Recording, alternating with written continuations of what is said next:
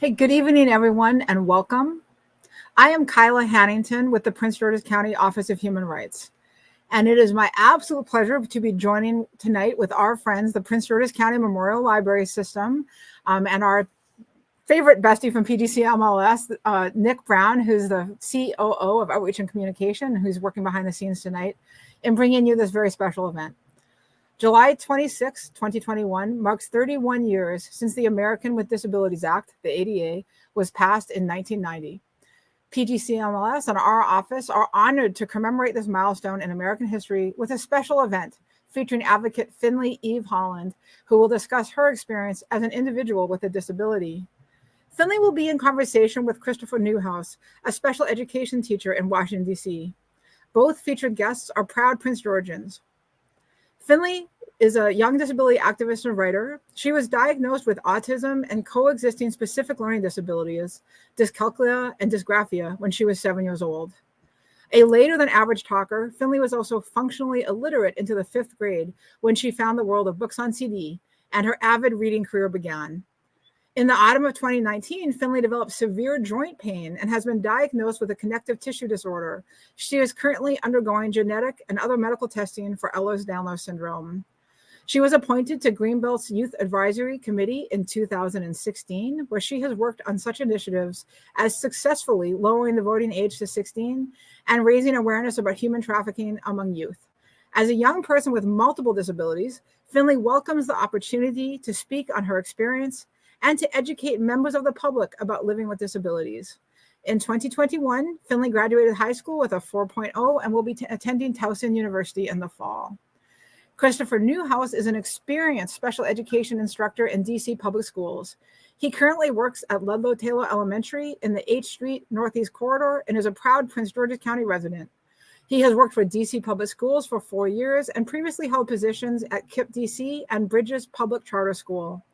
He began his teaching career in DC as a special education capital teaching resident. He is currently completing a postmaster's certificate in educational leadership and administration at George Washington University and holds a master's in special education, learning disabilities from American University, as well as a bachelor's of arts in psychology from Franklin and Marshall College.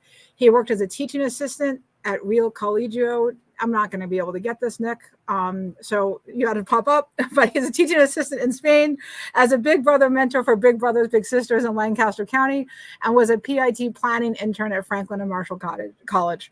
We are so welcome these two community leaders in conversation. We are also thrilled to have ASL interpreter Anastasia with us tonight. So Findley and Chris, welcome.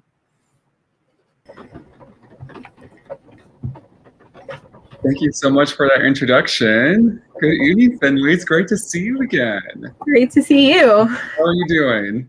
I'm doing well. How are you doing? I'm doing well. I'm doing well. It's so exciting that we get to talk on the anniversary tonight of ADA. And as Kyla was speaking about the anniversary, I can't believe 31 years is when I was born. So it was quite enlightening for me to hear a little background there. But going into this conversation tonight, speaking about ADA and the Americans and thinking about the Disability Act that we're talking about this evening, what does the ADA Act mean to you? Well, hello, everyone. Thank you for that. So happy Disability Pride Month, everyone. It's Disability Pride Month because of the ADA, and I always see those very close together. So the ADA has given me a bunch of rights to be able to not get fired from jobs or to be able to live the way I am without having to worry about any sort of oh my gosh, I'm so sorry. Like any sort of, I'm just going to stop. So I can live my life without worrying about anything kind of bad happening because of that, and without kind of being shamed. And I also see that really similar with Disability Pride Month, and Disability Pride Month is July because of the ADA. And I always see it as a way to be authentically who I am, to be able to just be happy and celebrate, and just to kind of be who I am, to not have to worry about anything like that. Right. And speaking of Disability Pride Month, I think, coming into this discussion, how has Disability Pride Month evolve for you over time? Has it initially something that you found out about pretty immediately and were really excited to embrace, or it was something that is pretty recent or anything like that? Yeah. So I knew that there was a Disability Pride Month for a couple years now, but it was actually this year when I found out that July was that month. So, and as soon as I heard it, I was so excited. I started watching YouTubers. I just immediately got so into it, celebrating, learning, trying to educate myself about different disabilities and how it affects everyone, and trying to educate myself on that perspective, and also just trying to support disabled creators, disabled businesses, and stuff like that. Yeah, and you're quite an advocate now. And how did you get in? Can you explain your journey into advocacy and how you became such a prolific writer now too? Oh, well, I think for a long time, what my advocacy was just getting really angry and then ranting to my friends. And that's not really advocacy. And after a while, I was like, well, that doesn't really do anything. That doesn't help. So I just started trying to like have positive conversations, like sharing information and stuff like that. So it kind of worked up in this way where kind of like nothing really happened. I didn't really consider myself an advocate. Then like all of a sudden I was like, well, I can't just be angry. I actually have to do something about it, and kind of went from there. Yeah, that's so interesting, because there's, advocacy work in disability rights is so important, especially having that visibility and representation there. I found that, growing up, being disabled myself, having some role model or someone writing that I can look up to and see myself in is so important. And I think especially for younger people, the opportunity to hear a voice that is around their same age, going through same life experiences. Have you found in your work that you've been able to connect with other young disabled people who are around your same age and going through the same things as you are?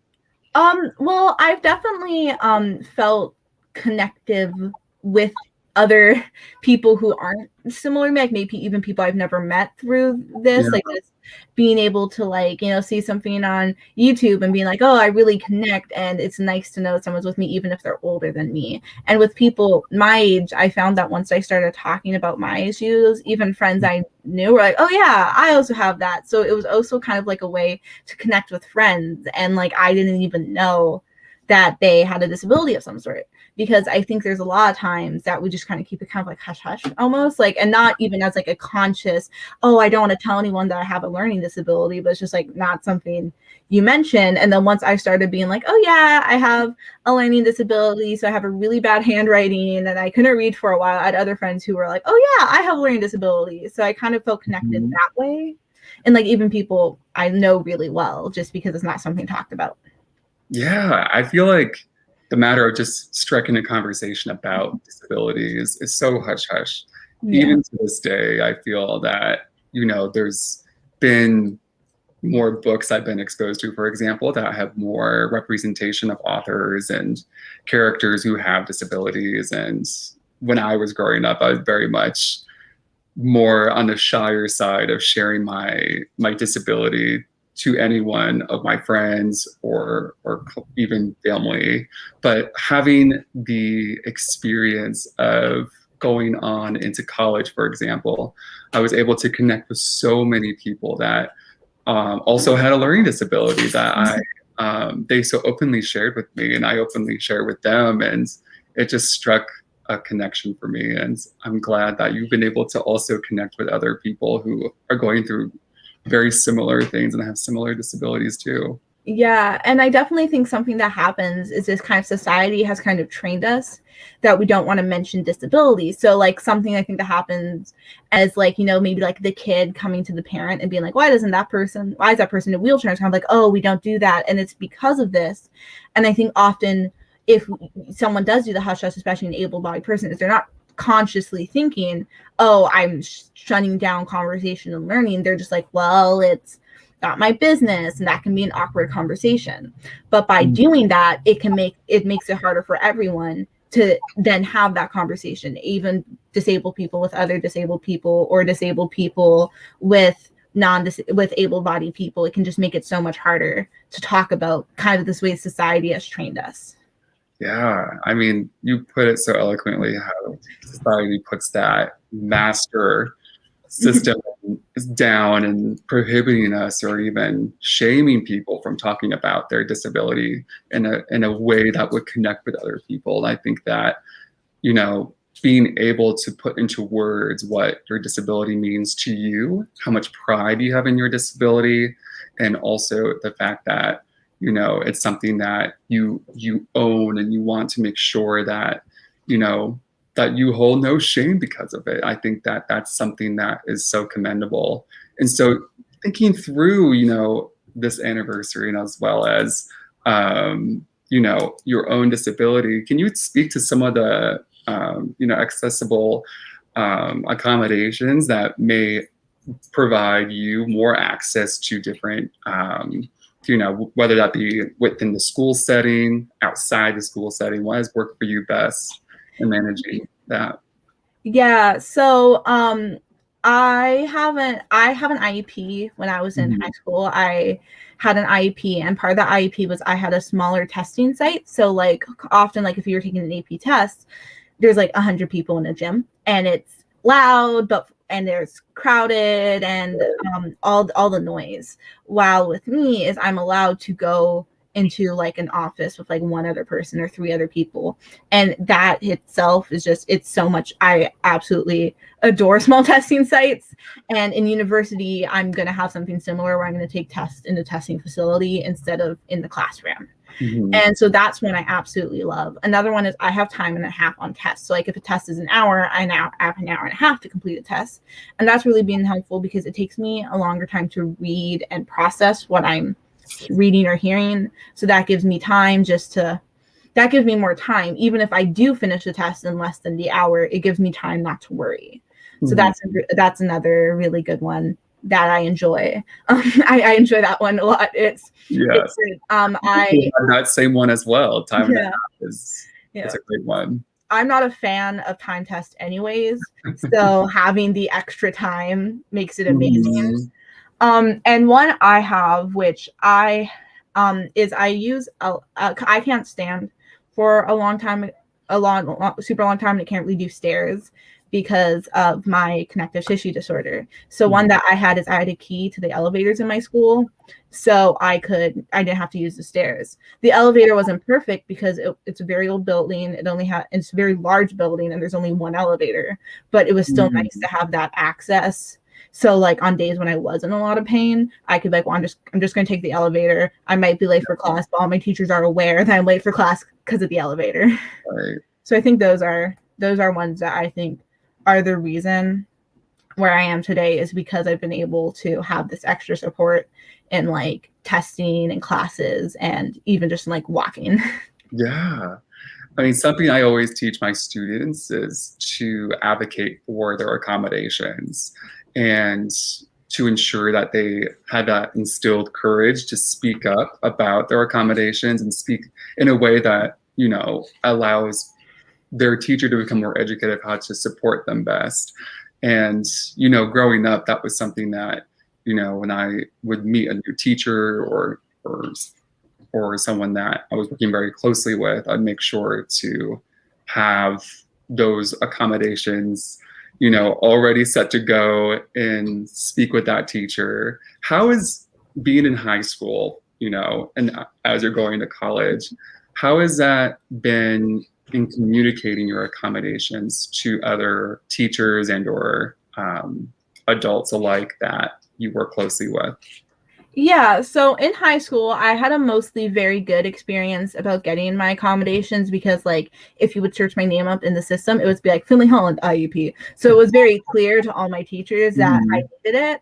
And so I would have teachers, like before the midterm, I had a teacher who, this was like so meaningful to me, is he knew I had time and a half, but he also knew it was really embarrassing when I'm writing a test and everyone else is done. So he came up to me and he was like, well, your lunch period is right before my class. So how about you come in at your lunch period?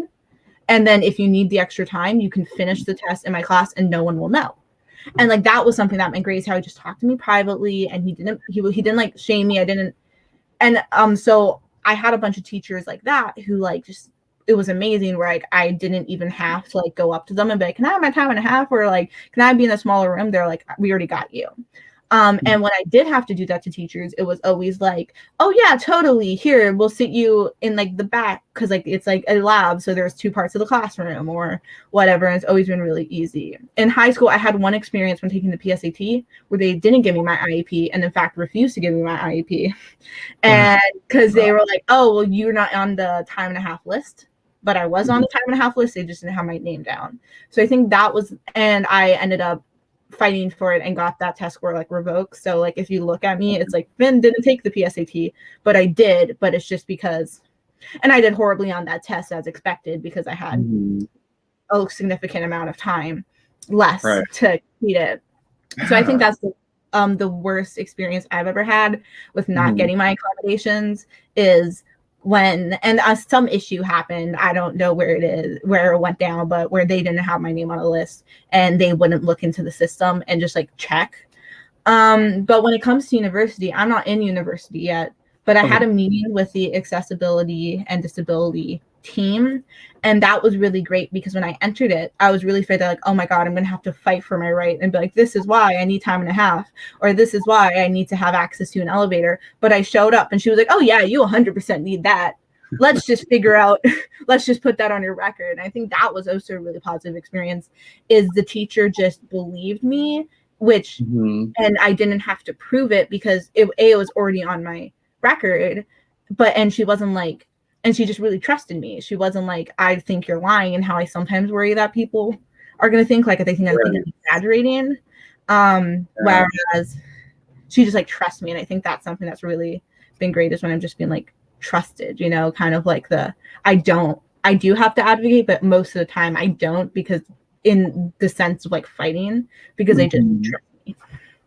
Yeah, and I feel like there's an undercurrent of people needing to be more aware for how hard that can be for disabled people to continually list the accommodations that work best for them, and almost justifying, what works for me, and this is why, and doing that repeatedly multiple times, especially in a school setting that can be really challenging at times. I think that it's important to know, for people to be aware of, that that's something that disabled people have to do on a daily basis, whether how big that could be or small.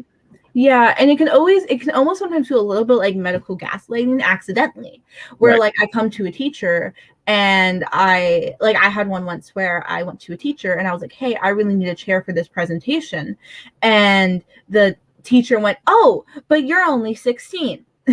And he was I think he was trying to make me feel better that I couldn't stand, but it made me have this moment where like, oh my gosh, do I actually need a chair? Am I a liar? Am I taking a seat away from someone? So moments like that, if that just happened by itself, yeah, it would be like, okay, whatever. But it's plus the 4 other times that day I had to ask for my IEP to like be recognized or something, and the 3 other times in the past month that someone has made a comment or something that like it just gets to you over time. Yeah, and it's just that self-talk that goes in your head that is spirals to saying, this person didn't believe me, and do I need this? Is this something that works best for me? And I think that a lot of the time it's that entrenched ableism that occurs, that people have this conception or misconception of, for example, people in wheelchairs being primarily people who can't walk. That couldn't be more wrong, right?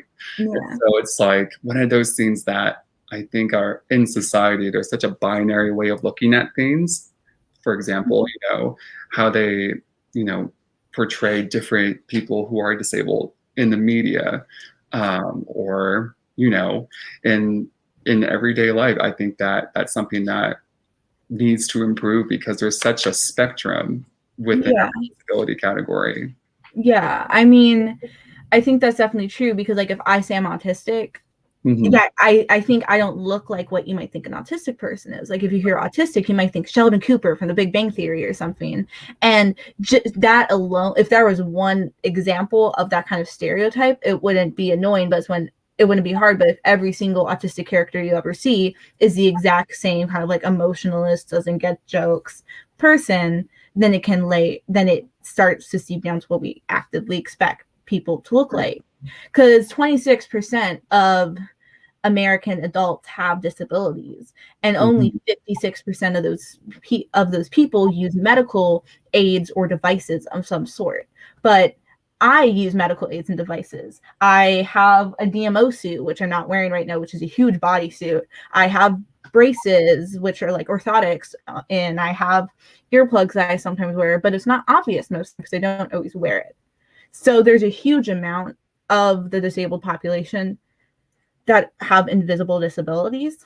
But because of society, if we hear disability, we think, oh, this person is someone who's in a wheelchair because they can't walk. Or this person is an autistic person who does very stereotypical stims, where like my stims are just like I rapidly rub my fingers. This doesn't look like a stim to most people. But so I think because of these stereotypes of what we think disability is, and that it has to be obvious in some way, that it can be really hard for someone who has an invisible disability to say, actually, I need that, I have a disability too. Yeah.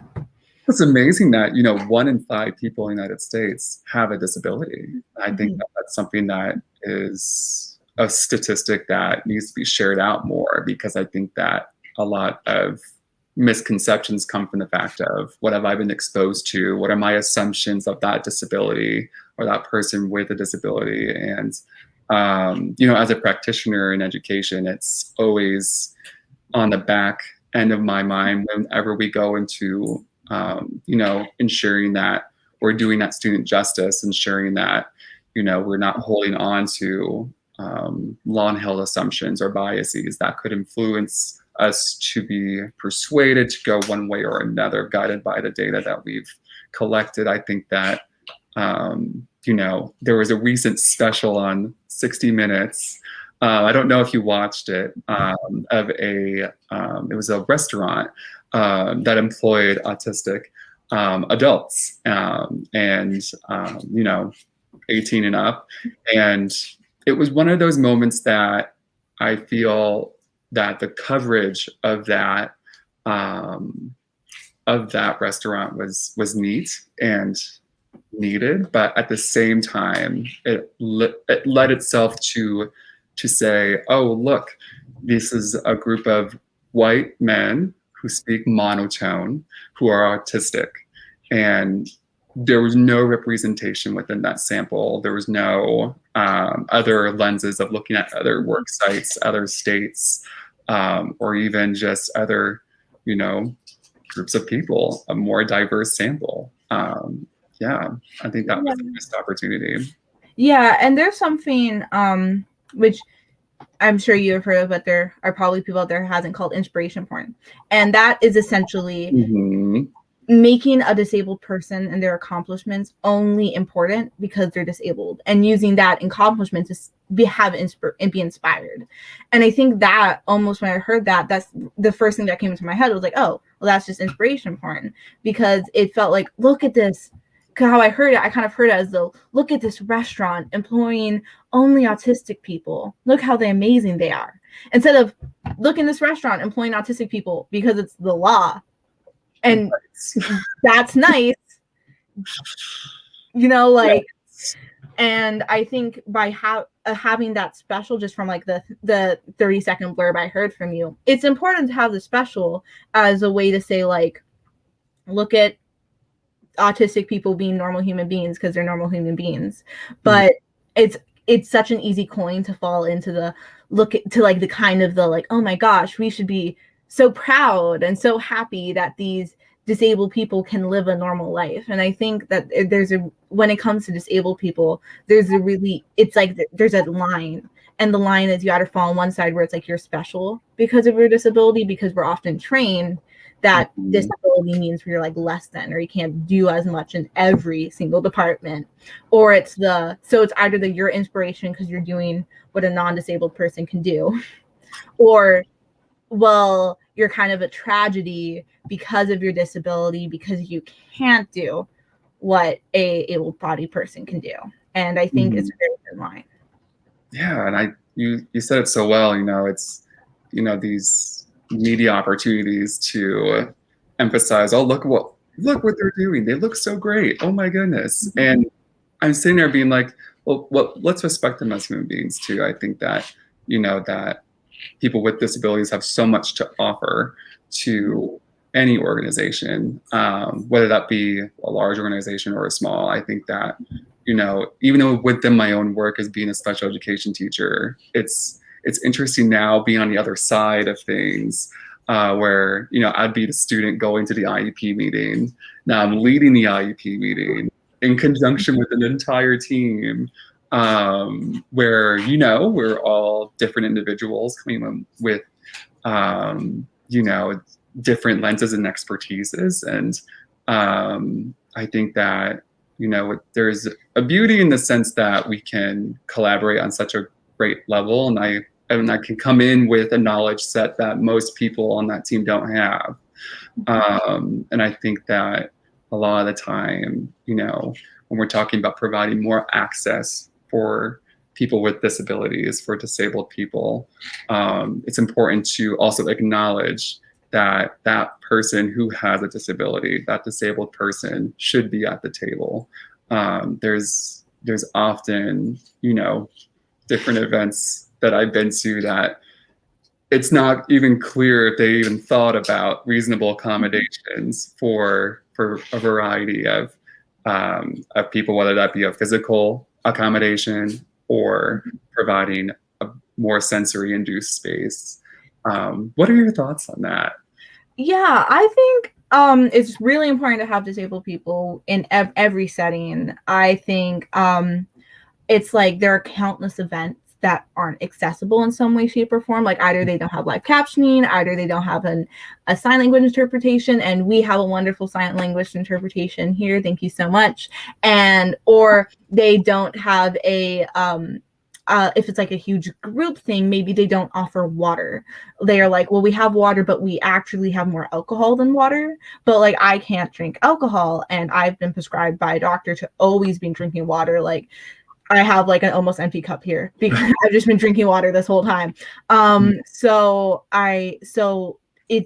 sometimes you need someone to just say, oh, by the way, have you thought of it? Have you thought of this? Because I think often as an able-bodied person, I mean, you don't think about the fact that I can't stand for a long time because you can stand for a long time. And it's like, well, why should you? It doesn't really, you don't need to stand for you don't need to sit down. So why would you think that a lot of people do need to sit down? And that's okay not to think of that immediately.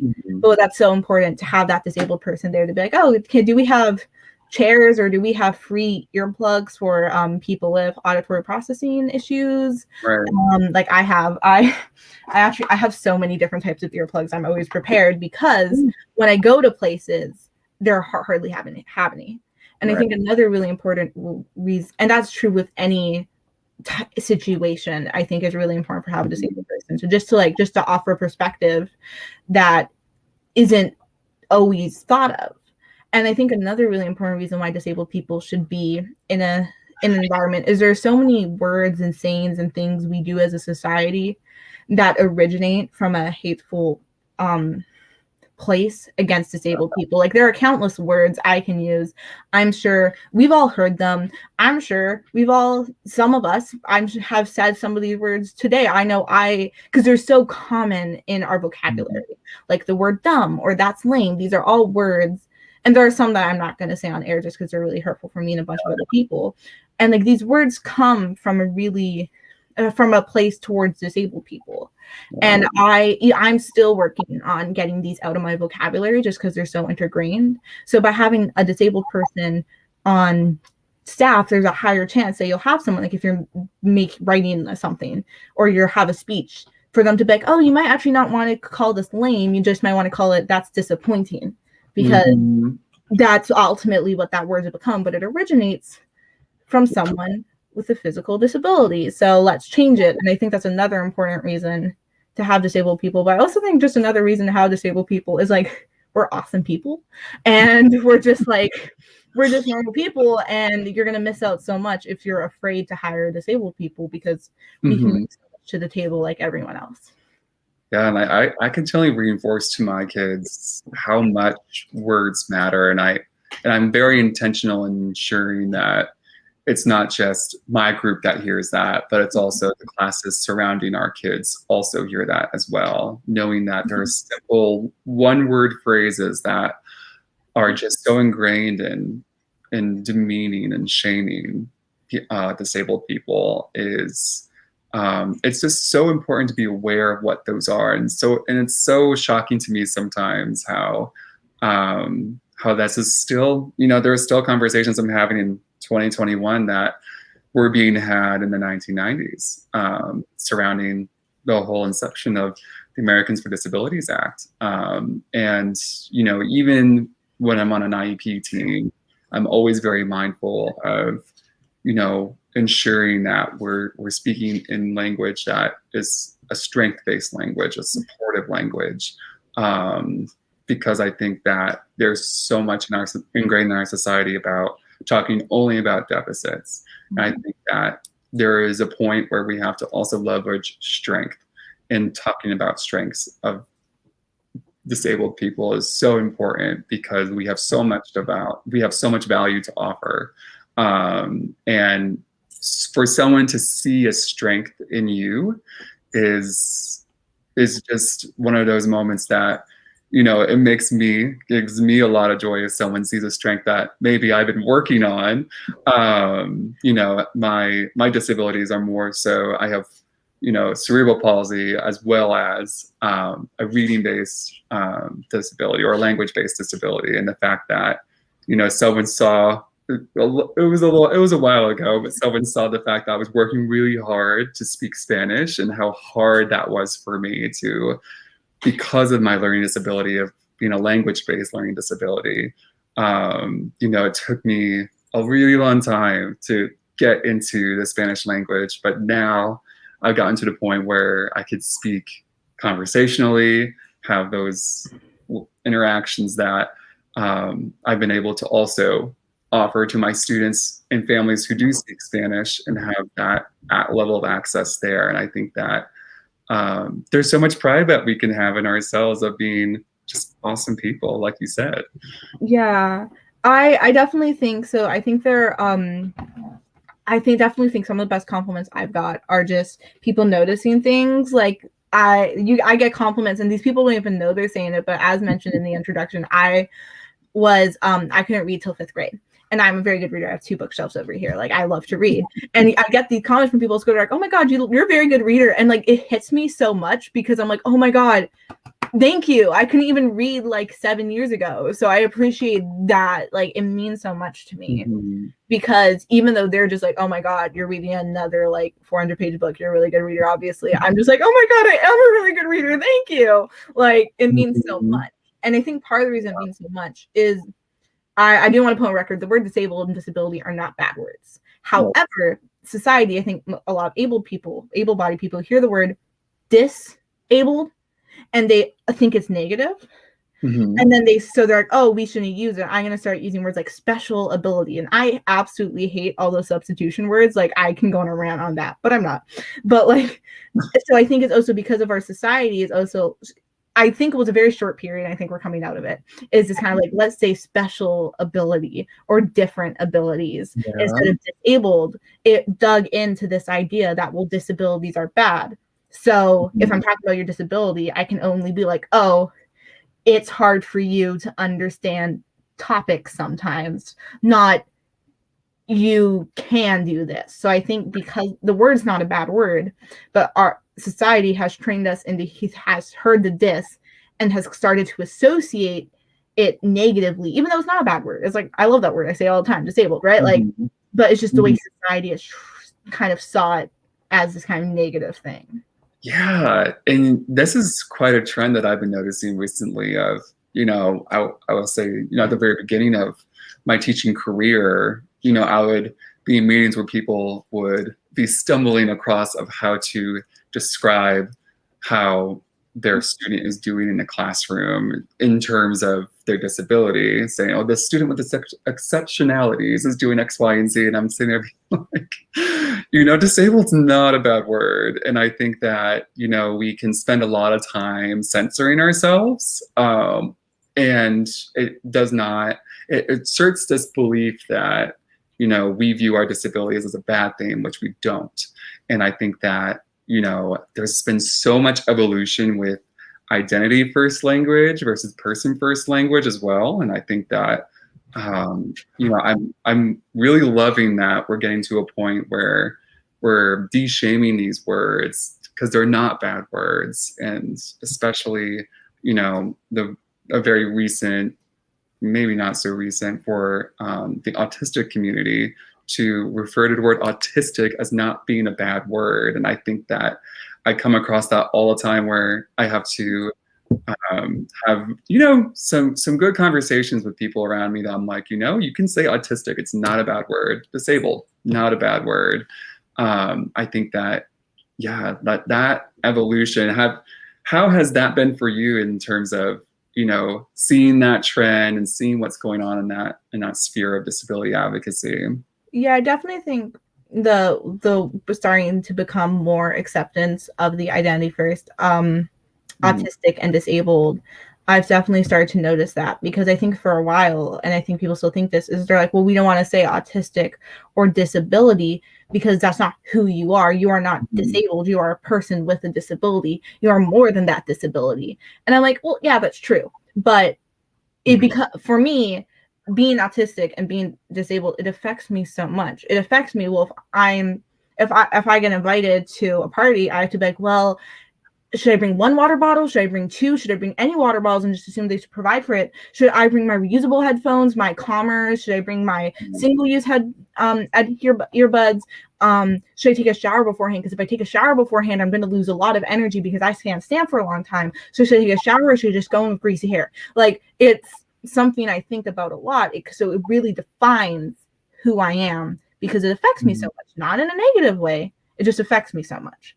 So that's why I use identity first disabled person and set versus person with disability. And I say that sometimes. I do say, oh yeah, I have a disability, but I am also disabled. I'm also autistic. And that's really important. And different people, and some people choose to use person first, and some people choose to use identity first for completely different reasons than me. Right. And that's fine. It's all a personal journey. My thing that bugs me is when people don't use either identity, kind of like I said, and I'm like, no, please, I am disabled.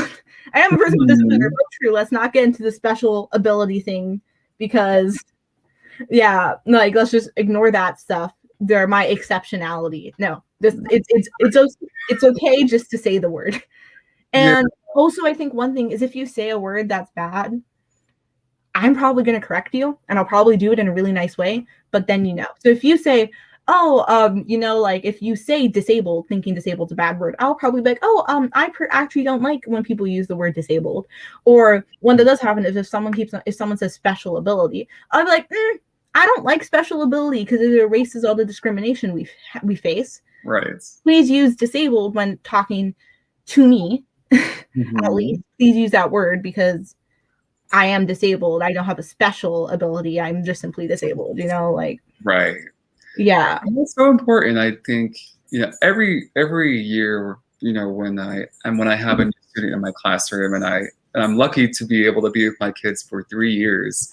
I got to know my student really well, the families really well, but I'm always very cognizant of asking how they want their child to be referred to in either person first language or identity first language, what's important to them, and recognizing that, yeah, it's a journey. I think that a lot of people, especially society, really starts with person first language. And I think that gravitates towards that.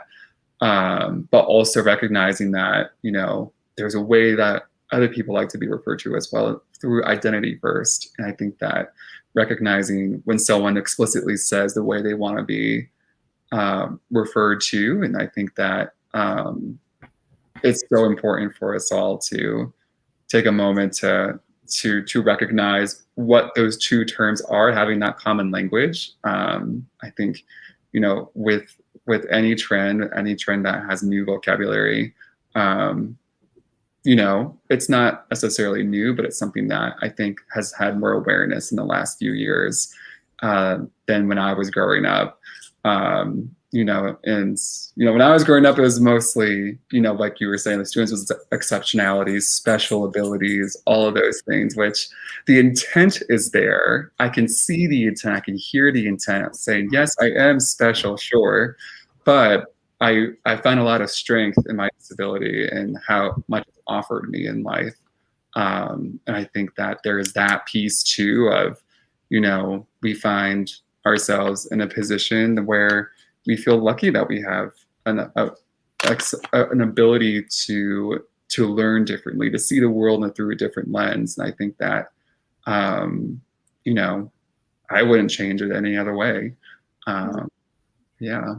Yeah, I definitely think there was a trend in which it was kind of, so there was this, it's kind of gone back and forth. So there's a trend where like, oh, no, we don't say disabled because there's only negatives if you're disabled. But there's also a trend saying, no, there's some, it's only positive if you have a disability. So like when I was preparing for this event, I was looking at a lot of books about disability. And I saw several books that were similar. This title was along the line of autism is my superpower. And it's like, well, if you say that, you're not addressing all the negatives. Right. Like, not negatives, but like, it's not my superpower. Sure. Okay. The fact that I couldn't read, that does not make me a superhero. Like, and it also falls into stereotypes, because that would be saying, well, autistic people are super empathetic and they're social justice warriors.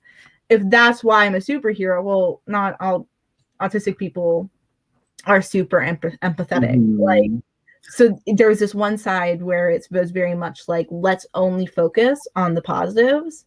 Right. And then there's also the other side of let's never say the word disabled because that's only a bad word. Right. And there's a balance where I'm like, yeah, there's good stuff that I'm happy I'm autistic. I wouldn't change my disabilities, but there are also some days where I'm like, you've said this sentence to me 5 times.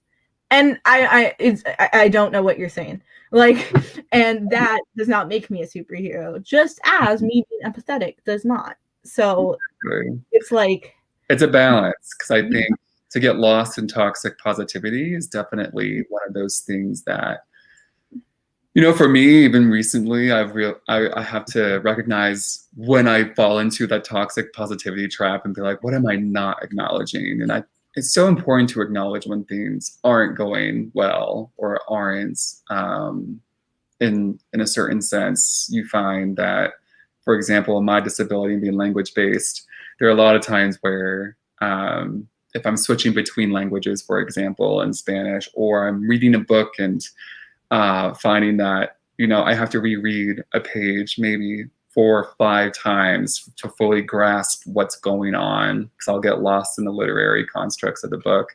I find that those are the moments that I have to tell myself, yeah, this is really hard. And I think that, you know, I've found ways to make sure that I can hit that barrier head on, but there are days that I'm just like, you know what, take a break.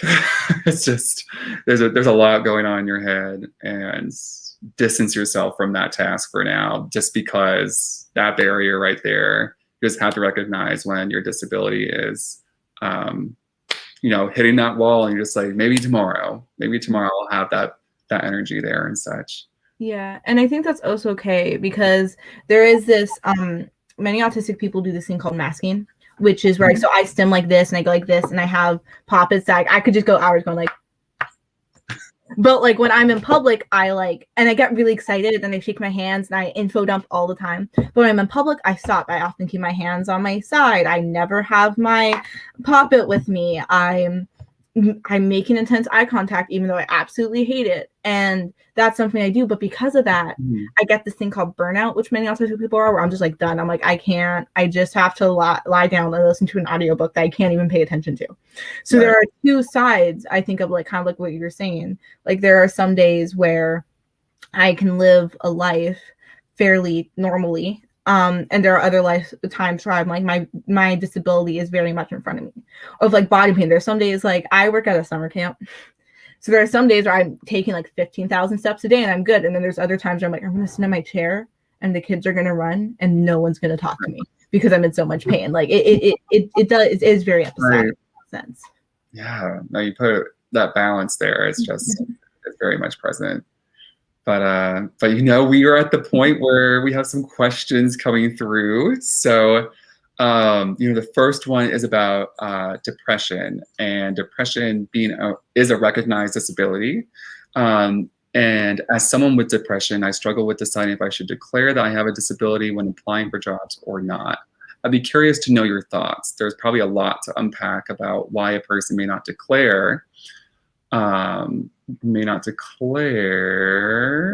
had this in the chat. There probably a why person might not declare that. Okay. You know, there is a lot to unpack here, because I think that there's also this growth in knowledge in our society about recognizing mental health as an important and very much ever present part of our society. I think that there's this notion in our society to push mental health aside and say, push through, do it, you can make it through anything.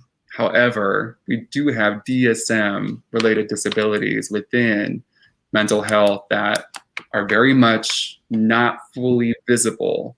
And when I think about ADA, and even in a school setting, IDEA, of providing reasonable accommodations, this is an important question, an important thing to bring forward about mental health and how much people who have a disability that may not be super visible to those around, how much they have to put forth and fight for their accommodations. What are your thoughts on that? Yeah, so mine are very much in the, for a long time, I was almost, I'm going to say denial. It wasn't denial. I was aware that autism was a disability, but because of the words, this phrase is high functioning and low functioning when describing autism, and I was always said always been told I'm high functioning. I've always felt like I wasn't worthy of the title disabled. For a really long time, I was like, oh, you know, I don't want to say I'm disabled because there are people who are more disabled than me, which is the whole issue of hierarchy. So there's no hierarchy of disability, but my brain told me there was. And I think that's something society tells us there is. So I always had a really long, and it's probably honestly since COVID, since I've started really being like, yes, I am disabled because I have autism. And that's like, and so I had a long time where I think I definitely would be like, I remember when I was applying for university, they asked me to click if I had a disability, and I went to my mom. I'm like, should I click yes? And she was like, yeah, you do. Click yes. But I had this moment where I was like, well, am I disabled enough? And I think I think it's something, and there are some quote unquote high functioning, whatever that means, autistic people who might have clicked no, and that's fine. So I think the only way to decide to click yes or no is to like think and do a lot of thinking with yourself. For me, I say yes, I'm disabled because I am, but there also is risk to that, because even though disability is a protective class, I think it would be ignorant of me to act like that's not one of the most common types of discrimination out there. I know a lot of people who are like, oh yeah, I literally went to a job interview. I mentioned I have a disability, didn't get it. You saw their faces drop. Like, it's a huge thing. So I think there can be plus sides and downsides of clicking the yes, I'm disabled button, but it's not really something that I think someone can answer without thinking of it. And it's all about like the personal choice of if I want to kind of like out myself like that. And if I feel comfortable using that title disabled, because I do know someone who's autistic and she's like, I don't say I'm disabled. She's like, I understand autism is a disability and I believe it should be, and I respect that. I do not identify as being disabled because of my autism. So I think it can be a balance, and like it's really just up to the person themselves. Right.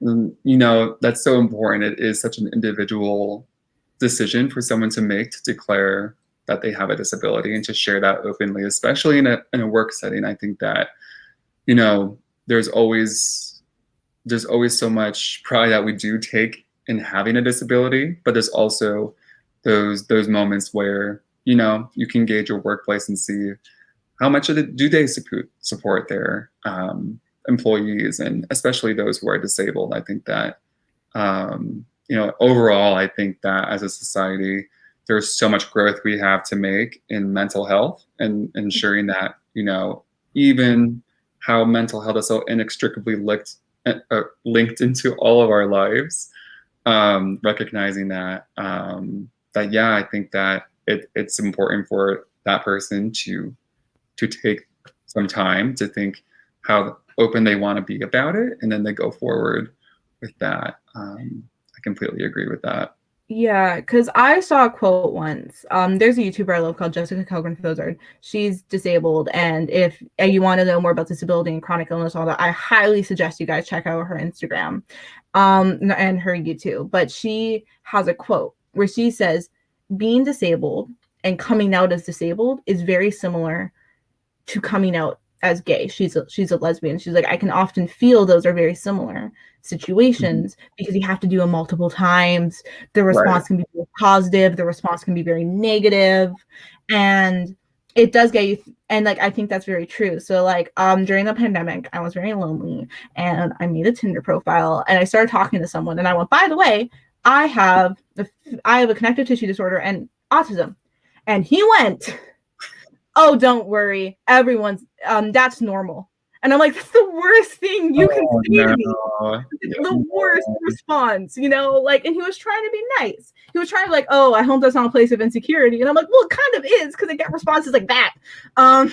So and you can also or you can get the response of I'm so sorry, which I don't like if I'm talking to you, like if I go up to you, Chris, and I'm like, you know, I'm having a really hard time because insurance didn't improve my genetic test again, you can be like, I'm so sorry. That's appropriate. But if I come up to you and I'm like, oh yeah, I can't stand for a long time, and you go, I'm so sorry, I'm like, no, you don't need to apologize. It's just my life. Right. And you can get the responses where you get the oh yeah, I'm autistic. Cool. And then they continue. That's a good response. Or the thank you for trusting me, telling you that. Like, so you can get these huge variety of responses. Right. So it can be it can be kind of hard to tell someone what to do, because you can get the, oh, that's just normal, the I'm so sorry, or the like, okay, moving on. And then that's a good response. For some people, I love the, okay, thank you for telling me. You want to get some dinner? Like, that's a great response. But for some people, they might be like, I just told you something about me. Can we have a conversation? So it's all just finding out what's the best response you want in that moment. And you might even know what the best response you want is until you're in that situation. Learning from experience. Yeah. Absolutely. And it looks like we have a two-part question here from Anja Hani, and she has it's Anya, by the way. Anya, sorry. Yeah. I went to a school with a number of historic buildings that are not very accessible. Because it has a historic status, the ADA allows it not to make the buildings accessible.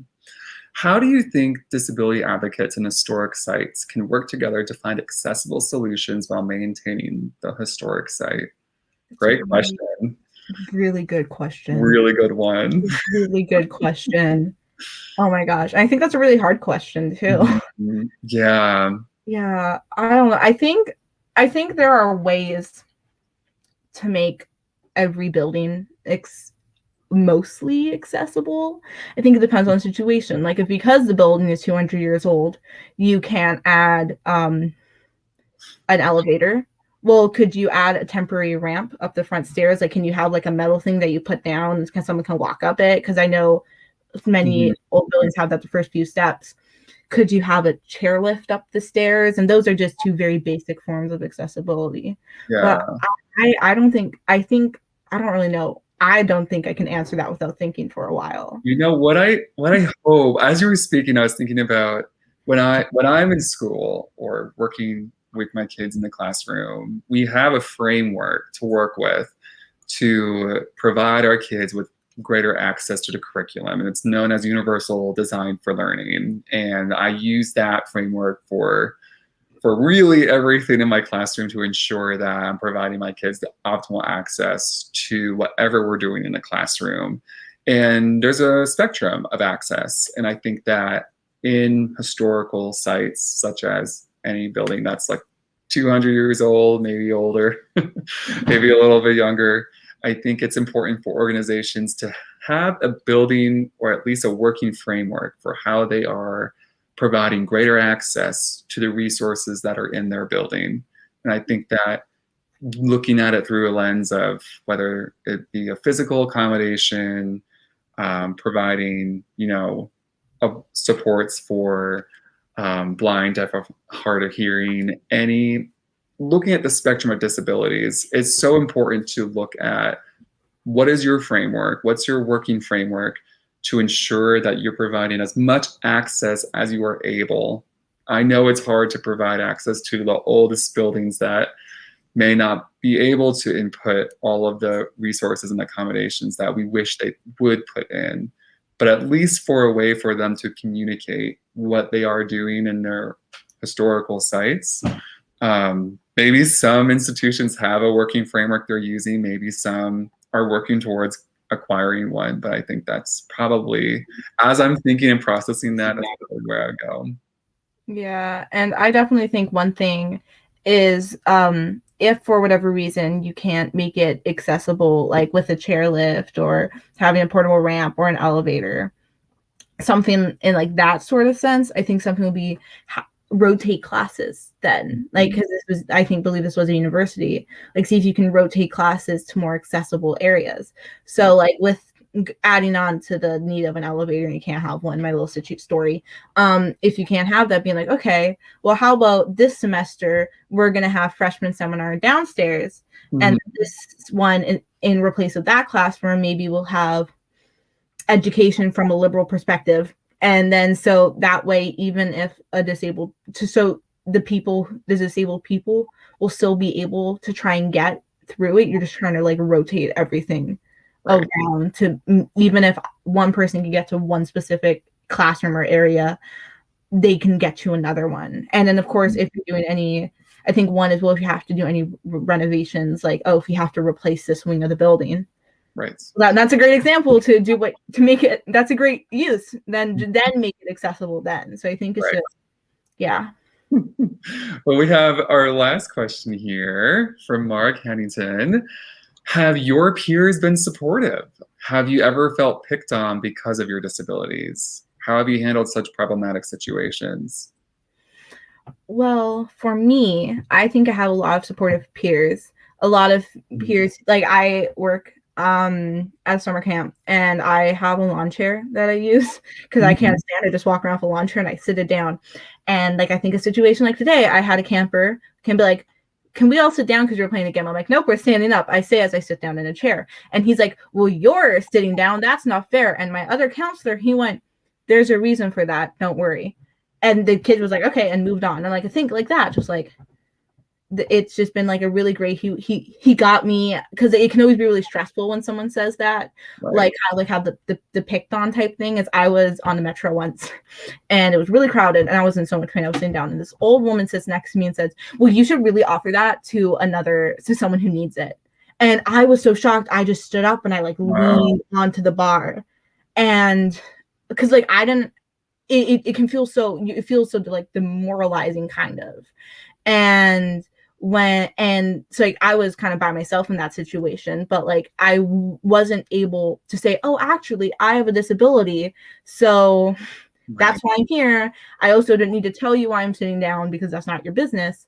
So like that's have been situations I've picked on, type thing, and that's how I want to handle the situation. How often I have something where I'm just like silent, and that's something I'm working on. And I think for the supportive peers part, don't talk over your disabled friend or family member, but also if something's happening, be like, hey, do you want me to say something, or just say, or maybe try and say something. And I think it can be like that. And I think another way people in general can be supportive is just not assume. Like, I have to use a disabled toilet. If you see, I do not look like I have a disability. So if I come out of a disabled toilet stall, you don't need to say anything to me. You don't have to be upset that I was in there because I didn't need it. You can think that and then acknowledge that, oh, well, I just made an assumption that she doesn't have a disability. Right. So I think there are ways people and peers can be supportive. And a lot of that is just being like, is it okay for me to advocate, to talk for my disabled friend? Like when my coworker, he talked for me, but that was an appropriate situation. When he was just like, she has a reason for being in a chair, you don't.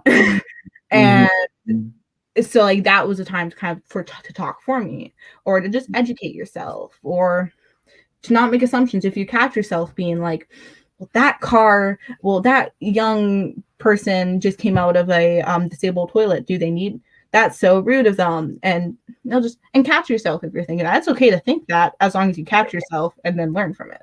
Right. And that's so important. I mean, those two experiences you described are just so tough.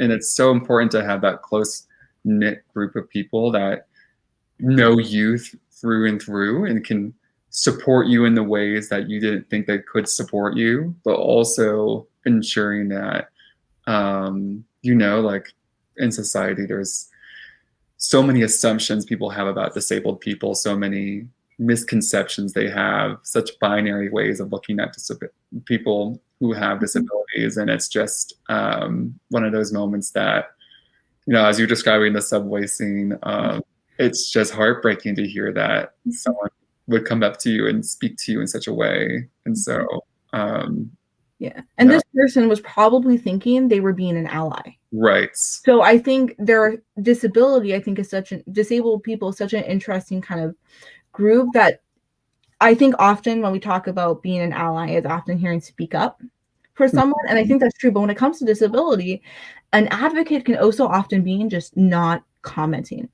So like, so what if I was a non-disabled person coming out of the disabled toilet? Yeah, that's annoying. But like, you also don't need to comment on it, because I fairly well could, and I am a disabled person. So with disability, it is where like, yes, speak up if you know I have a disability, or like I'm with a service dog and I'm being denied entrance. Well, that's very obvious that someone needs to help fight for me. But it's also situations where it's like, just don't say anything, and that is you being an ally. That your activism is just silence. Letting you speak for yourself. I think that's important as well. Yeah. Well, Findley, thank you so much for this conversation, especially on, 31 years of having ADA as federal legislation. It's so important that we continue to have these conversations even past today, past Disability Pride Month all year. Yeah.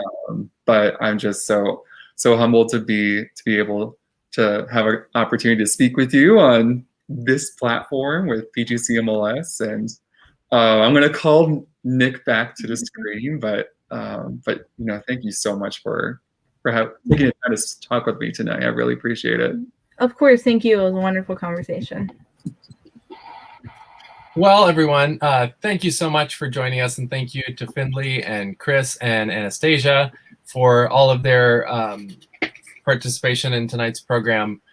Before we kind of give you some closing housekeeping, that's Molly or Teddy.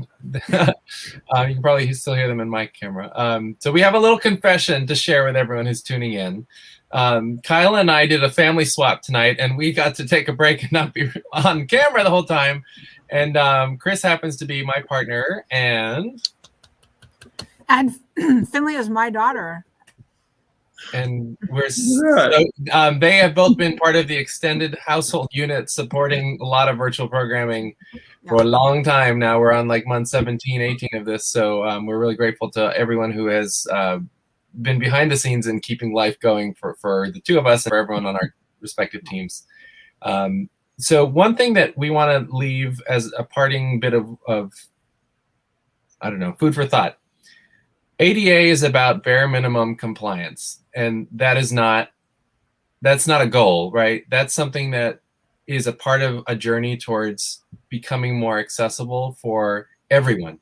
And we all collectively need to really think about what it means to really be proactively advancing accessibility and equity in access. And compliance is something that was the bare minimum standard 40 years ago, basically, which led to the ADA and other things. But the ADA needs to be very much like seen as a foundational piece of this work that has a long, long way to go. And it's a lot of this is about culture shift. And you've heard tonight about the importance of language and sharing experiences even the notion of coming out. Like that coming out is not a topic that is limited to an LGBTQ plus experience, which might be new for some of you, but thank you, Findley and Chris, for kind of articulating that.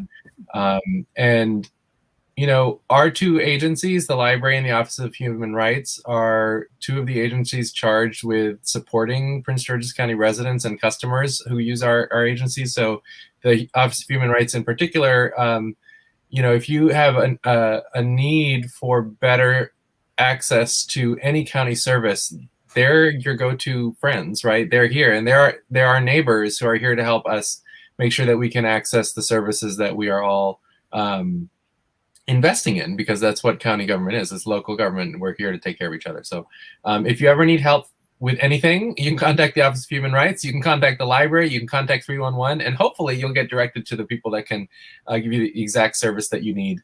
So I'll leave it at that on my preaching for the night, but a couple things that we have coming up this week that we want to draw your attention to. Tomorrow night is the July installment of our very, very popular series, The Elephant We Don't See, a Diversity Dialogue. This month we are discussing, there it is, Killers of the Flower Moon by David Grann, the Osage Murders and the Birth of the FBI. This is a really compelling read if you're into true crime, if you're into American history. There's a lot of different access points for different reading types, but one of the most important pieces of this book is it just blatantly describes the awful injustice and violence that has been directed at Indigenous people who have lived on these lands for thousands of years before settlers showed up. And this just gives you one little tiny glimpse into that terrible history, but can hopefully provide us with some motivation to see how we can contribute to better supporting the legacy and the history of our Indigenous neighbors who are still here and still live here and have tribal nations that they're members of. And if you want to learn more about the Indigenous peoples who are local to Prince George's County in Maryland, please visit our website at pgcmls.info/heritage, where you can learn all about that. Then on Wednesday, we are continuing our summer LGBTQ plus discussion series with Reverend Norman Allen of Davies UUC congregation, which is down in the Accokeek area. And this week we will be discussing some monologues from two dramatic works that have also been adapted for film: The Normal Heart by Larry Kramer and Angels in America by Tony Kushner. And we're going to be discussing things like the role of the AIDS epidemic in history and how we advance social change and things like that. So you don't have to read anything in advance. If you would like to, I'll put the link in the chat. Otherwise, join us Wednesday evening at 7 p.m. for that discussion, which should be really, really interesting and an opportunity for us to hang out together with all of you audience members on camera with us, rather than us just broadcasting at you like we are now. So with that, I'm going to say good night. Thank you, everyone, especially to Anastasia for heroically giving us ASL interpretation for the entire time. And thank you, Findley, of course, and Chris and Kyla for being my partner in crime. We wish you well. Keep in touch. Have a good dinner. Be safe. And get a COVID vaccine, please, if you have not done so yet. It is high time. So do that for all of us. Thank you. Good night, everyone. Right.